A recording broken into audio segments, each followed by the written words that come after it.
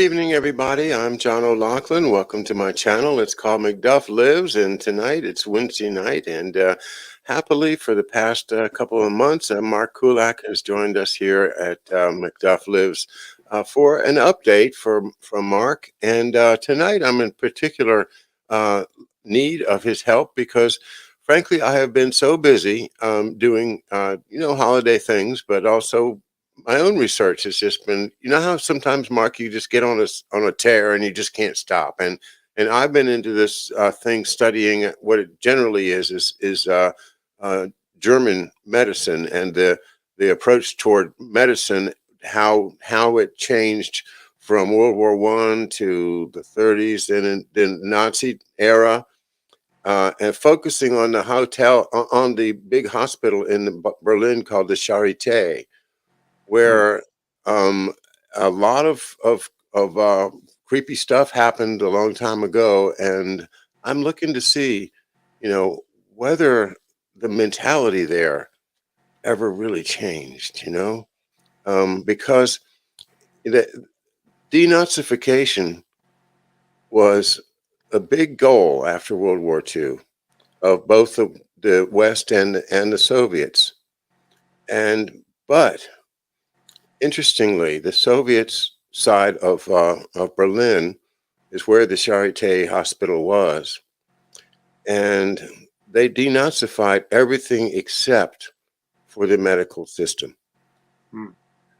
And they claim, out of necessity, because where else were they going to get doctors from? And it was a disaster, and they needed to keep it going. So anyway, interesting stuff that I've been reading, and but I probably spent too long explaining it to you. But that's what happens when you get on a research thing, and you got to devote yourself to it if you feel like you're on the right track.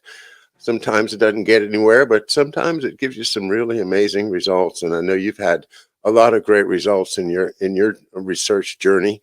I wanted to start tonight, if you don't mind, by asking you to just give me the takeaways from the RFK Jr. book on Fauci, because I haven't been able to read it, and I know you've put a lot of time into it. So, if you don't mind, can we start with that? I know you've got a number of shows on it, but just what are the what are the highlights or the takeaways that you think that I should be aware of?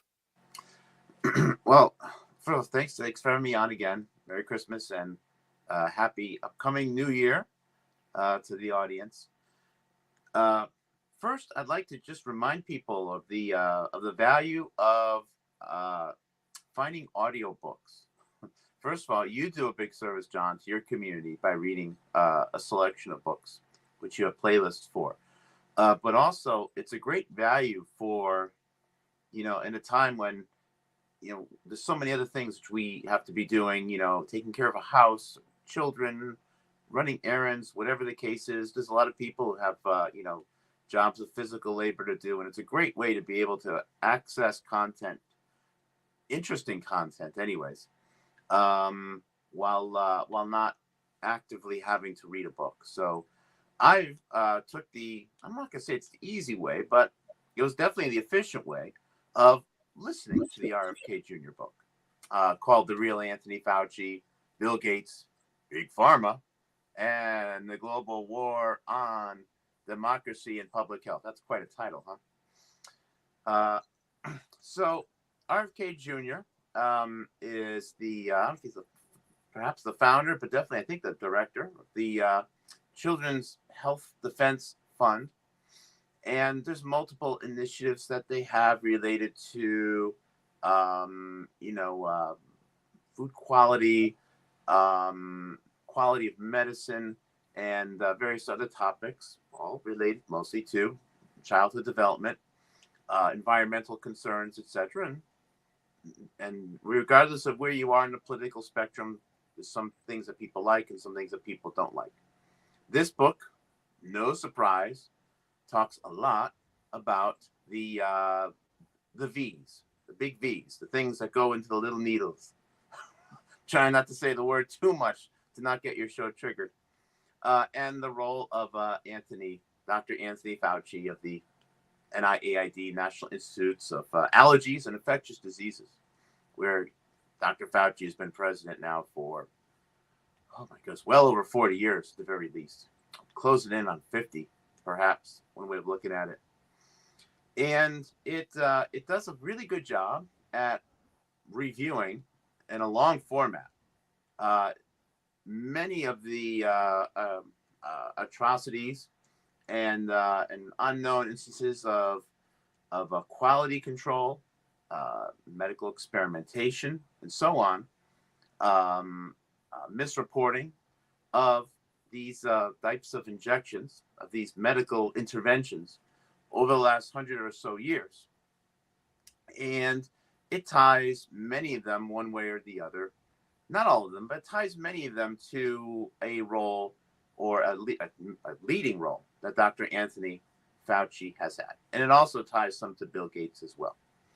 Now, Fauci being 80 years old is no spring chicken, but it's also pretty fair to say that he didn't have any leading role in stuff that was done in the 1930s. So the book does talk a lot about these issues of vaccine quality. And I think it does. If someone who may not have thought that there was ever any problems with any of those interventions, I think would be surprised if they listened to this book with a relaxed and open ear about what those cases would have been. Everything from some of the more popular instances, such as the Tuskegee experiment, but also radiation experiments, which were done on disabled people, women, other people of like Puerto Ricans in World War II, medical experimentation done on prisoners involuntarily in the United States, mostly U.S. based. A little bit of discussion about what happened in Nazi Germany in World War II, but mostly it's U.S. based. The HIV trials, which have happened around the world, polio, the polio outbreaks, and some of the early polio squeezy things that were used. And again, if someone has ever thought that there were any problems, I think, again, if they can listen to it with an open mind, they don't have to believe. Don't believe everything you hear in any book, by the way, but at least be willing to go, I would like to fact check that. I think that this book would be a great starting point of getting that list. I think the book fails in not having a consolidated list of what those things are. And sometimes it repeats them a little bit. It's over 400 pages, so it's a long read. And the book from the get-go, again, it's called The Real Anthony Fauci, ties many of these things to a role that Dr. Anthony Fauci has had. And that's the basic synopsis. Now, we can get into more detail after that, but does that satisfy like the high level of where the book comes from and where it goes? Well, I want to know though, why, where's the racy part? Where's the juicy parts? What's the part that everybody was waiting for, and did they get it? And in other words, is he making any moral judgments? The author, Robert F. Kennedy Jr., is he saying things about Fauci that one would find to be obviously wrong or immoral? Or it sounds like, hey, so far, what I've heard from you is that this is a guy that's been involved in an awful lot of research, some of it perhaps edgy, but nothing that I would put him in jail for. Oh, it would be changing the way how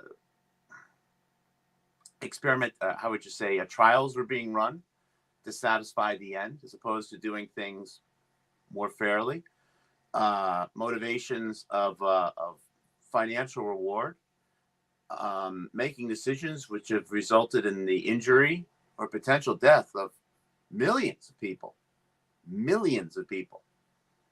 And even today, right now, one may say conspiratorially, again, I don't want to be soft with the language on your show, that there could be many consequences of the current medical intervention that far outstrip the what was realistically going to be the toll on our society from the the illness itself, which the book also shows had a may not have been completely natural in the first place. Um, and so financial reward and just really a cold, diabolical, sociopathic approach. A person who rules with a heavy hand, who will not, who needs to be in total control of all of this, and anyone who gets in his way will be removed from their position, whatever that position is, even if it's like a whistleblower within his own organization. And that it has been effectively impossible because of the power that he has to get him out of office for the last 40 something years. And RFK Jr. does state that he knows Dr. Anthony Fauci personally, or has met him multiple times. You know, it doesn't say that, you know, they're friends. Obviously, how can you be friends with someone who's so diabolical? But it does suggest that he knows him well enough, having been an advocate for, you know, safe medicines for children. Hmm. Well, let's see. There's somebody's asking about the volume. Kathy Sue says there's unequal volume. Andy, I don't know if you can touch it up a little bit for us. I'll keep talking. 1, 2, 3. That would be on your end, John. You gotta raise the little bar with the USB to raise Mark up a little bit on your Rodecaster. Little bar with a USB. The one next to the 4. I don't know. Just raise that channel level right there. Oh no, that's all the way up. That's why I couldn't do it. Okay. I'm turning mine down and leaving his up as high as it goes. 1, 2, 3. 1, 2, 3. It sounded fine to me, so I'm not 100% sure. I'll do some digging. Well, there was 2 people that suggested so, but Sean says it sounds equal there. Okay. Yeah. Okay. We have some folks in the chat want to talk about AIDS and Peter Duesenberg and you've done a lot of work on AIDS. Yes. Fauci's involvement with AIDS, and you know, is there some bad stuff going on there that we should bring to people's attention? Well, that's a great starting point. So one thing that the book brings out is it questions the connection between the HIV virus and the disease of AIDS. Acquired immune deficiency syndrome. AIDS is not a virus, it's a disease. And it's generally understood, it's by most people in the medical community, rightly or wrongly, that HIV causes AIDS. Very simply put. Now, some have questioned that relationship. Now, a Dr. Peter Duesenberg has gone so far as to say that AIDS was caused almost predominantly, if not totally, by things that were not the HIV virus, that the HIV virus was just endemic. It's already there. Perhaps its role isn't understood. Perhaps it doesn't have any negative impact. Whatever the case, that there's other environmental toxins, other pathogens, maybe other pharmaceutical interventions which have caused people to have AIDS-like symptoms. Now, to supporting some of that viewpoint that Dr. Duesenberg has, excuse me, is that the medicine AZT was prescribed heavily starting in the 1980s and early 1990s as a therapy for people who had AIDS. Now, AZT was a cancer drug, a very strong cancer drug that actually blocks the, I think, some of the reverse transcription capabilities of the body, to process certain types of viruses.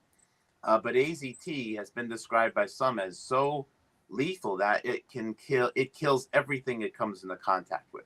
I don't know if that's an exaggeration or not, but many understand it to be quite a deadly thing. So many who had tested positive for HIV, even if they were asymptomatic, they got very scared because of what was being reported in newspapers. Some started proactively taking AZT, and then they got sick. And sometimes the more they took it, the sicker they got. Now, were the tests even really that accurate for the presence of HIV? Were some people getting really sick and possibly even dying because they had AZT and only AZT and not HIV? And there's a lot of disagreement here, John, because as time went on, they actually lowered the prescribed limits of AZT dramatically to say that it was more effective if someone only took, 10% as much, which sounds like it was not doing very good things if you cut back 90% of the dosage and then see improved survivability. Now, these HIV trials themselves, there's a lot of questions like why do so many people in the South Africa and the nations around there have HIV? Why is there such an explosion in certain areas which were receiving, how would you say, UN or World Health Organization assisted medical interventions for poverty and HIV and then AIDS? Was there something else at play right there?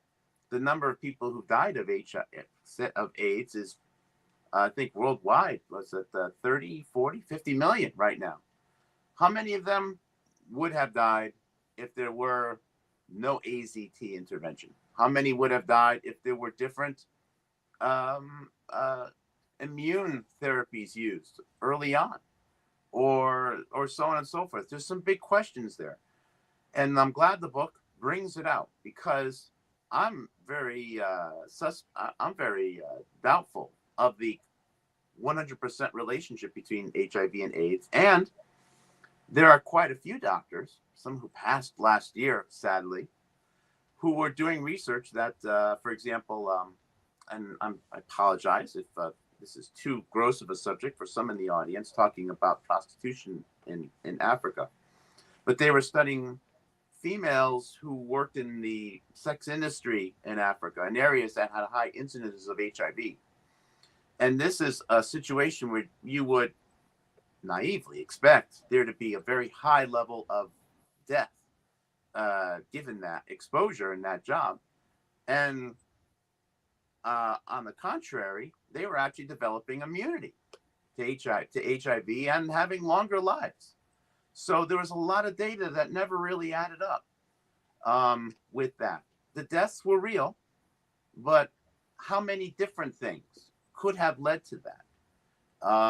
Instead of having one very simple, absolute narrative, could there have been several narratives, right?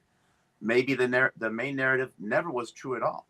I think that there is an HIV virus, or viruses that have those HIV properties that can, in some cases, cause problems. But I also think that there's many situations where nature tries to rebalance, and these potentially man-made viruses de-attenuate over time. They find balance again. Nature just doesn't decide to become more and more lethal just for the heck of it. That's a crazy narrative that is pushed a lot by people who are promoting fear of pathogens. It's just kind of an illogical, basically it goes against every rule of Darwinism. But that said, quite a problem I have with the book, though, John, is that it tends to flip back and forth there. So on one hand, it will talk about the Peter Duesberg theory and others who went along with that. He wasn't just a lone wolf, a lone voice. Others believed in what he was saying, that there is a reason to question it. But then the book would then say that Fauci played a big role in the spread of HIV and all of the AIDS deaths. So then the book has a viewpoint of, well, the relationship between HIV and AIDS is real, and it is Fauci's fault. Well, again, it is a little bit of ambiguity there in the book. Yeah, let me try to. I think could have been was somewhat unnecessary. But no matter how you roll the dice in the book, it always comes up with Fauci bad, which I think it's what the book says it's going to do. Fauci bad, everything. But I also think it's potentially a shortcoming of the book. Well, for instance, you say that Fauci was responsible for HIV spreading to Africa, according to Kennedy. But how could that be? What did he do? How did he do it? Well, how accurate were the tests in the first place? How many people were testing positive for this virus who maybe either didn't have it or maybe they had something that was endemic and had a role that was misunderstood? Then you say, well, these people are at risk. They should take this AZT medicine. And then sure enough, they get really sick. Right. That's So what I'm one way. pointing out. Or it could have Yeah. been a contamination of medicine that was used for some type of herpes immunization or even a polio immunization a few years before or many years before. There's a lot of questions about it, and unfortunately, there's so much desire to pick a side politically that I think it's difficult to find people willing to look at the little nuances in the middle, right, and try to pick apart what's really going on. I think Well, it's safe to say that there's tens of millions of people that got really sick and died unnecessarily. Unfortunately, the majority of them were in Africa. And now I'm questioning myself as an American, just having sat quietly here in my nice neighborhood in central New England, being like, well, I assume that, our health institutions are doing well. But my silence and everyone else's silence here and his acceptance, and I'm not saying we're going to continue to do that, has kind of allowed this stuff to happen.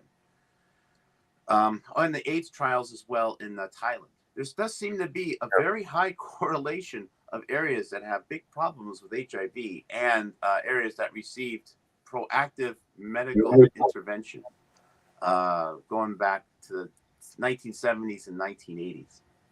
Let's get into that a little bit, okay? Two things. First of all, how does Fauci tie to AZT? And secondly, what was the original reason for AZT, and who's behind it? Is this not another Rumsfeld project from? I can't remember the name of the company, but you know what I mean. Yeah. Yeah. Gilead. Gilead or Gilead. Gilead. I think that was a Gilead. If somebody will correct me if I'm wrong, but in any event, where does AZT come from, and why are they trying to prove that it's this solution to a problem that may not even exist? Well, I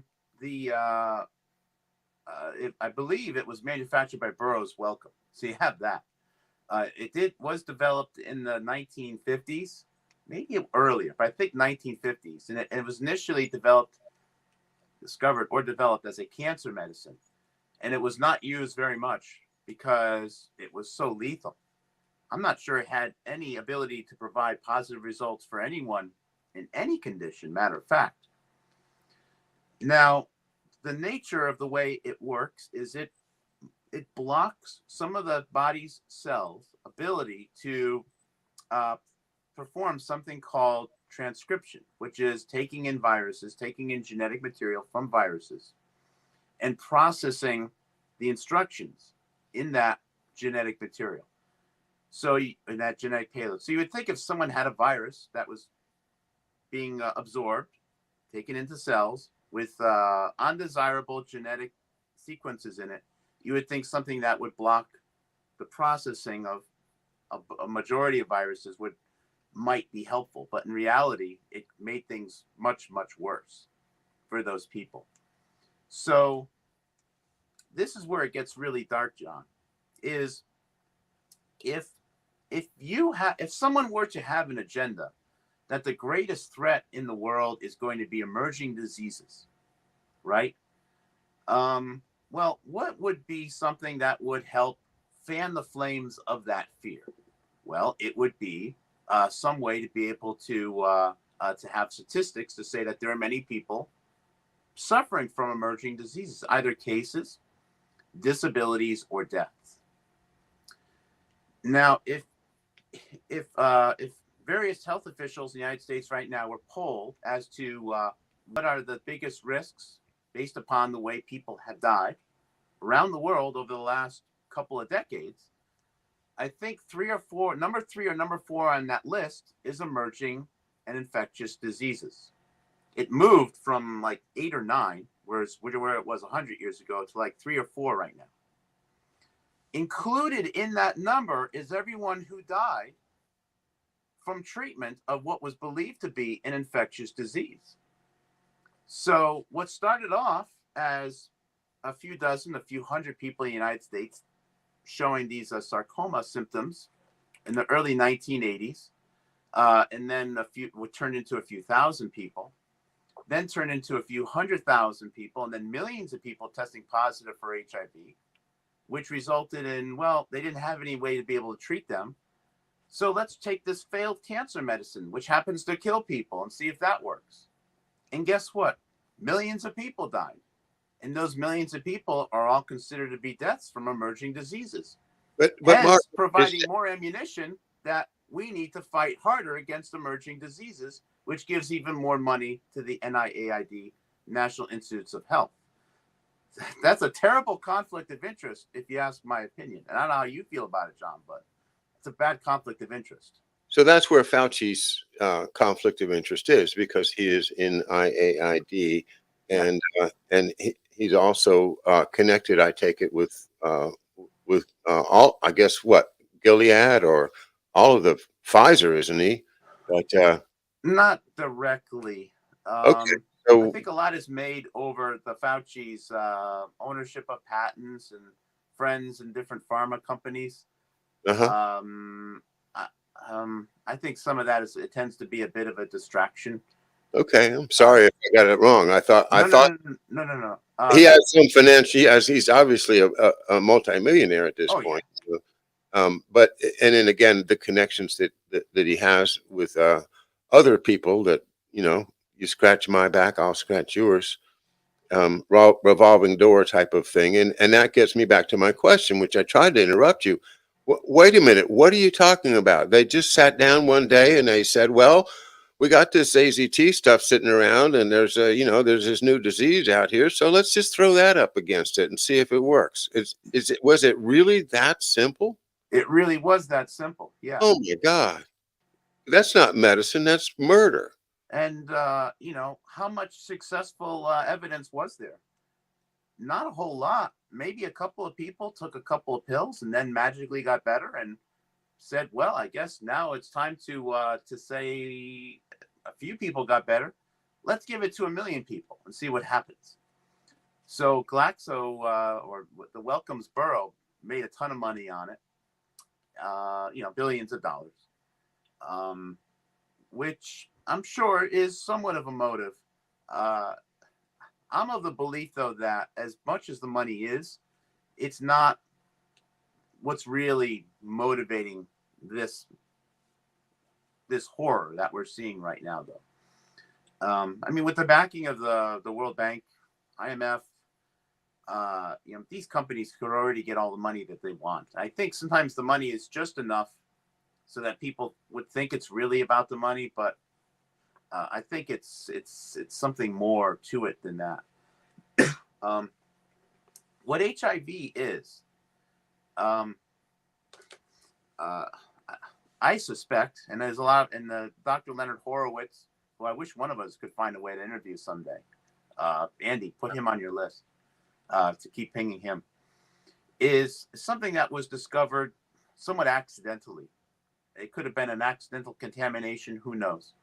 And it's a crossover virus that was probably from monkeys, and it provided the ability to deliver a genetic payload into cells. They would actually see the signature, the outside proteins of this virus, and they would welcome it in, and actually process the genetic payload. When this technology behind these things was discovered, it provided a general template. It opened up the gateway, if you will, to delivering genetic instructions to the cells of the human body to be used. There are multiple newspaper articles, 1990s, New York Times, talking about, you know what, the potential benefit in the future of HIV could be that it could be used as a way to be able to deliver deliver genetic therapy to people. They were already talking about the future benefits of HIV research. And sure enough, what do we have today? We have a coronavirus with proteins that happen to have an HIV signature in them, which is, it's the pattern seems to be repeating here. So HIV, I think, was part of this much larger program of started off as cancer-causing viruses. I think the whole thing came out of a lab. But it was backed by this machine of doing genetic research. So the goal never really was to solve HIV. The goal was to get more money for it. The goal was to find more ways to deliver this technology to more people, to get more data on it, to see what all the possibilities were going to be for this new era of medicine, which was opening up before us. And the more people that, well, have injuries or die from HIV, from AIDS, said to be caused by HIV, the more money, the more power these organizations are going to get to do this research. So again, I know it's an overloaded answer to your question. I'm sorry. But I think that the story of this person was pushing this to make a few dollars on patents, or a few million here or a billion there.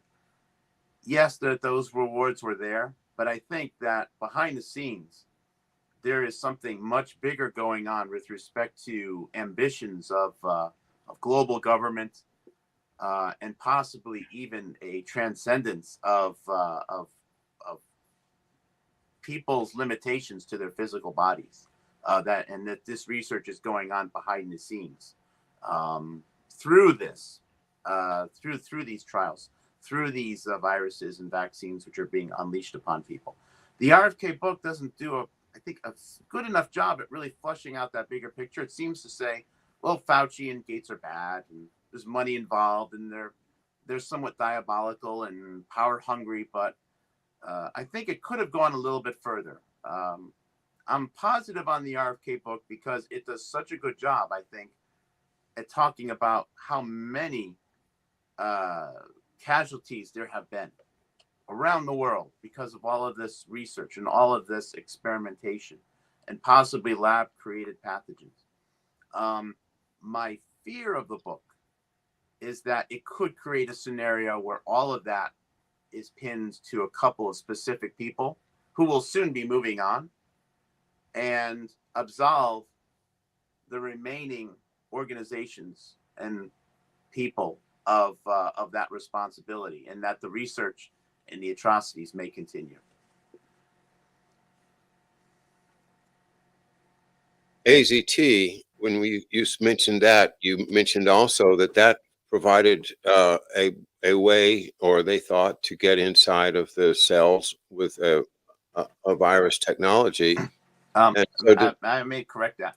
Yeah. One thing that AZT does is it blocks cells' ability to transcribe genetic material from viruses.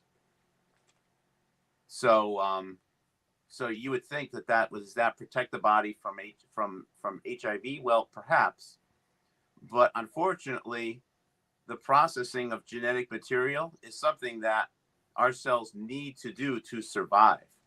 So it actually winds up causing a whole lot of other problems because it's shutting down necessary systems within the body. It's causing death, what AZT does.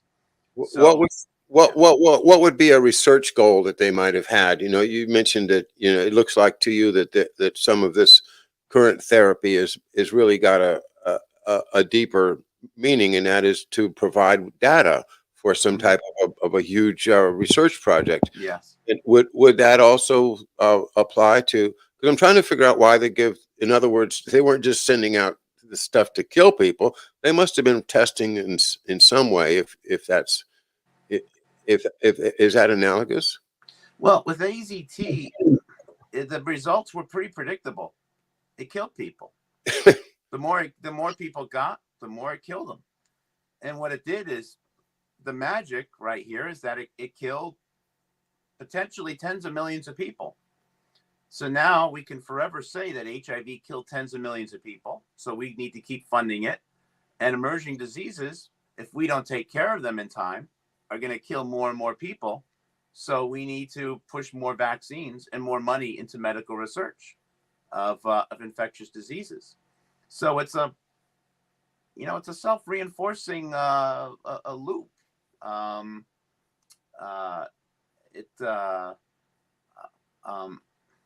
don't know how the same people that would benefit from more people dying of infectious diseases can prescribe a therapy as part of research that would kill people to increase the number of people dying of infectious diseases.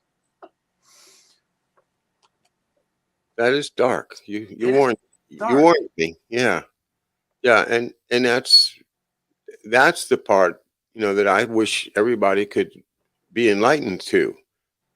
That's the dark part is the only thing that's going to make people take notice. I'm If we glad don't, the book does flush that out. Again, I think some of this research into what is HIV started before Fauci. The book does, I think, again, I sorry if I'm repeating. I think the book runs the risk of tying it all to Fauci. And while I'm one of his least biggest fans in the world, I think it doesn't take too much research to understand that much of this research and these dark topics preceded Fauci's role. I mean, he was barely born when some of this stuff started, so he can't be solely responsible for all of it. So when the day comes that he resigns, unless that's understood, we run the risk of that continuing. And I just wish the book did a little bit better job at flushing that out. But again, baby steps, right? I think it would do you well if you have the time. You're raking your leaves, you're snow blowing, driving, whatever. Get the audiobook, John. It will only cost you a couple of dollars.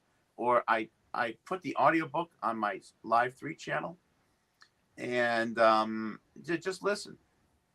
I don't really over narrate it too much, and it may, after a few hours, you may get the general idea. But it's very educational. Now, there's one thing. If there's no more questions than that, there's something I would like to get to. Someone asked a question earlier, and it does play into the book, and I'd like to expand upon that, if you don't mind. yeah, Okay. go. One of it was a question about it was actually Dr. Robert Malone, who today is in the news. Yeah. As having been kicked off Twitter. He's going to be the new Dos Equis guy. Yeah. The guy that sits there and says, "Well, I don't always drink Dos Equis, but when I do, I have a really cool looking beard." Sorry, I saw that. So he got kicked off of Twitter, and I feel very sad for that. Well, so the RFK book. This is one area where the RFK book I thought was very illuminating. I learned a lot, and it was on the early days of SARS-CoV-2, of the COVID-19 pandemic. Now, in order for the therapies which have been prescribed, this mRNA stuff, the J&J stuff in the United States, in order for those to have received emergency use authorization without having to go through extensive testing or even really human challenge trials, is that there needed to be a scenario where there were no other existing therapeutics available which could help. Mhm. And that means of everything that's ever been invented, right? Nothing else has any possibility of being helpful. So that means, of course, it needs to be a novel virus. Can't be like anything else anyone has ever seen. And also, there needs to be a way to have shown that, you know what, there's nothing else which could be helpful for this. So, yeah, a couple of things came out of China in at the end of 2019 and early 2020. One of them was a word that some people who were taking this thing called hydroxychloroquine were having reduced symptoms of this breakout virus. And with HCQ being available within the United States, if there was any evidence that it was helpful, well, that would mean that that's going to need to be prescribed and available before anything else gets emergency use authorization. Now, the book talks about how there were patients in New York City who were willing to be part of some of those trials if they came up. Some people who were sick, or I would just say next of kin, who said that, you know, my loved one in the hospital would be willing to do it. Because they needed people who were already sick to test it out on. But one of the reasons why they couldn't do the trials, they didn't have enough people to sign up.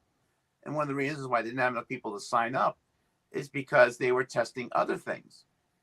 One of those other things they were testing was something called famotidine, which is an active ingredient in Pepsid AC.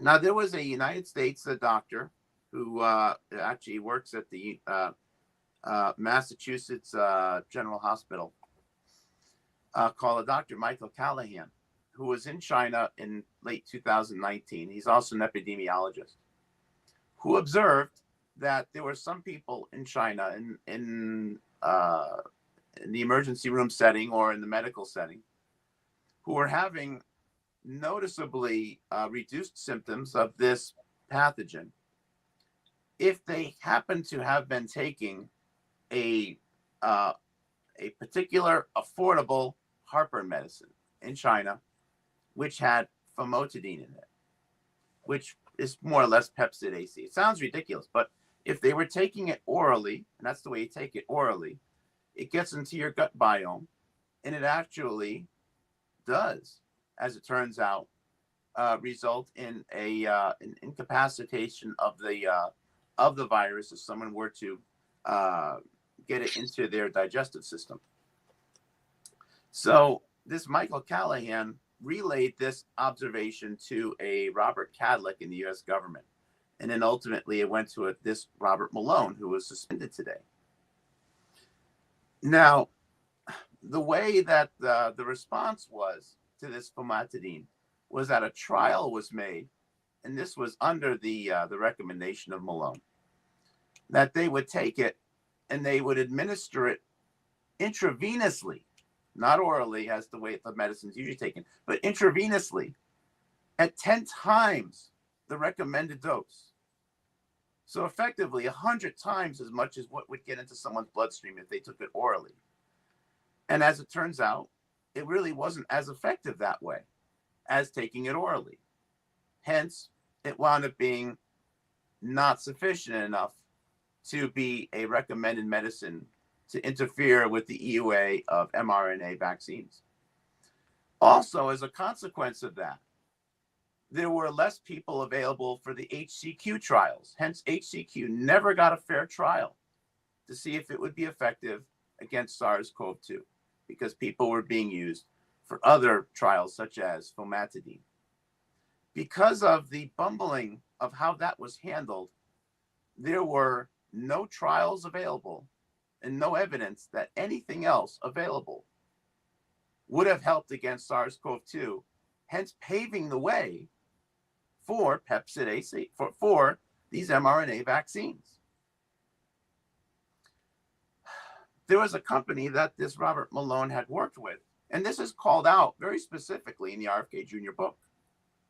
Now, the RFK Jr. book got a sponsorship from Robert Malone, but also if you look at the role of Robert Malone, and Robert Malone was also working or had a contract with a company called Epivax, which supposedly had a role to see if there were any existing therapeutics available for novel new pathogens which are being detected. And of course, what did they find? Nothing else would work. Oh, well, need to sort of sign off on the mRNA vaccine.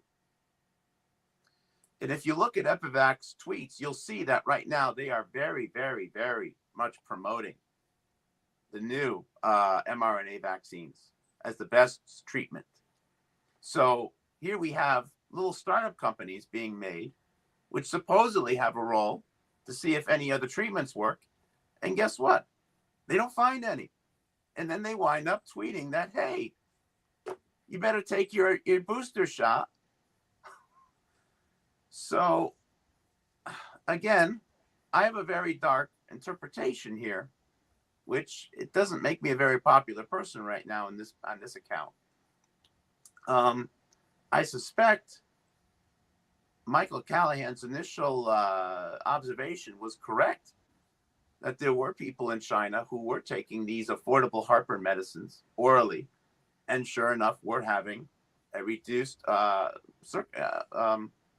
symptoms and definitely reduced morbidity. But I think that there's a system in the U.S., and I fear that Robert Malone may be part of it, that is part of ensuring that that there is the impression of a fair and open system to see if there's existing therapeutics. But in reality, it's about making sure that none of those existing therapeutics are shown to be effective, hence making the emergency use authorization of the new stuff possible. And the only way to do that is to come off as someone who is popular, as a person who would sound like they would have a position against those newer experimental therapeutics, but in reality may not. That's some amazing analysis, Mark. Are you going to dig a little further on that? I mean, it's very tantalizing to think that really you could nail Malone on something like that. He had the same role with the Zika virus, as a matter of fact. Then the Zika outbreak was happening. I think it was with Epivax. There were going to be mRNA vaccines set up by the same companies. It was going to be BioNTech and Moderna had mRNA vaccines ready for Zika in 2016. And they started to set up trials through Epivax of some other existing therapeutics. And those trials needed to fail in order to clear the way for the Moderna and the BioNTech mRNA vaccines for Zika to become available. Now, as it turns out, as a remarkable series of events, 36 hours after Donald Trump won the election, the World Health Organization said, you know what? Zika is no longer a threat. Like 36 hours, they went from it's a top threat to it's no longer a threat. What do you think that tells us? It sounds like there was an unexpected victory for Trump by the World Health Organization anyways, and a change of plans. The plans, by all accounts, was that Zika was going to continue to spread and become a bigger problem. And every child is going to have an underdeveloped skull unless everyone starts taking this medicine. That seemed to be the agenda. And then it just stopped. And sure enough, the rates of childhood encephaly, the underdeveloped brain, in 1 year, from 2015 to 2016, it increased, I think, 20x fold. And then the following year, it went back down to the normal historic levels with no therapy. It just boosted and then went right back down with no therapy. It wasn't even a tail off. It just went up and then went right back down. There's no explanation for it. Well, some personnel change was obviously in the cards when Trump won the election, right? They needed somebody that was in office that was going to get booted out in order to pull off the Zika thing. I don't think Trump was supposed to win. I think it was supposed to be Hillary, and Hillary Clinton had a very serious position on the Zika virus. It was actually a point of disagreement between Trump and Hillary Clinton. Trump had the campaign. Not enough people were talking about it in the campaign, but Trump's position was Zika was not going to be as big of a thing as some people feared. It turned out he was actually right. And Hillary Clinton thought it was being not addressed well enough and needed more money and was going to become a bigger concern. It's just, if people don't think that there's planning to these things, I don't know what to tell them. But the threats seem to come and go based upon elections. And it shouldn't happen like that. I mean, first, they shouldn't happen in the first place, but the correlations to political events is uncanny. It's very much indicative of orchestration of events, and I think Zika was a predecessor to this new generation of therapy rollout that ultimately happened with coronavirus. Now, whether or not Trump actually was part of the coronavirus plan or not, well, we don't know. And actually, the more as time goes on, John, the less I even care about it. Someday, like Fauci, he'll be gone, and then we're left with the legacy here. So I'm focusing more on the legacy right now, the bigger picture, the system, what's going to endure after these people are gone, and someday will be gone, and less so on this one person being the bad guy behind all of it. Sadly, I think I don't know what your thoughts are on the division, the polarity in the country that seemed to grow under the Trump presidency, being part of enabling irrational responses and acceptances of responses to what was happening with coronavirus.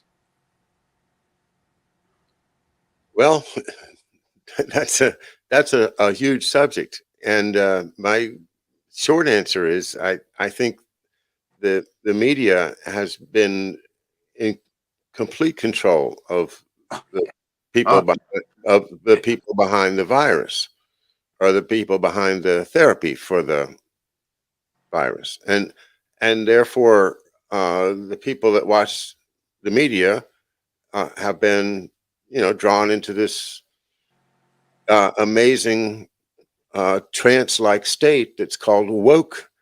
And it's like I said, wake up and go to sleep. I used to say in the funny, wake up, and they wake up into this trance in which they're all like in this.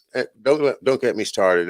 Read the work of that Belgian guy who writes about mass formation, and that I think is the best explanation. It's been something that the intelligence agencies have been doing against the American people since World War II. Mm-hmm. And it's been a great subject of my work here, and trying to expose all that as well as everything else. You're doing a great job of covering, and you've exposed to me a lot of really important and obviously wrong morally, and as well as criminal behavior on behalf of people that most people trust implicitly, and wouldn't maybe the Orange Man phenomenon drove people into the opposite camp to the extent that they don't care. It's anybody but Orange Man, and that's what they ended up with, was something which I think all of us are afraid of at this point. I mean, even the Democrats are like, thinking, oh my God, are we really going to push Putin into war? Oh, please, no war. We don't. Yeah, No. no.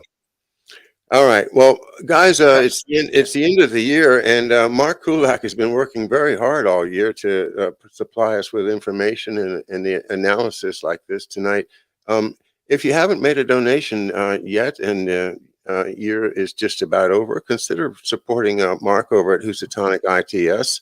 If you don't mind, Mark, a little commercial for you at the end of the year. I hate asking, but thank you.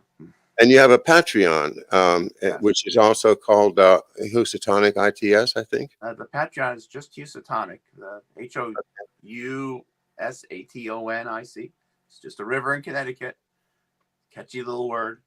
Yeah. But yeah, it's just Housatonic. And on my webpage for HousatonicITS.com, I have a research tab up above.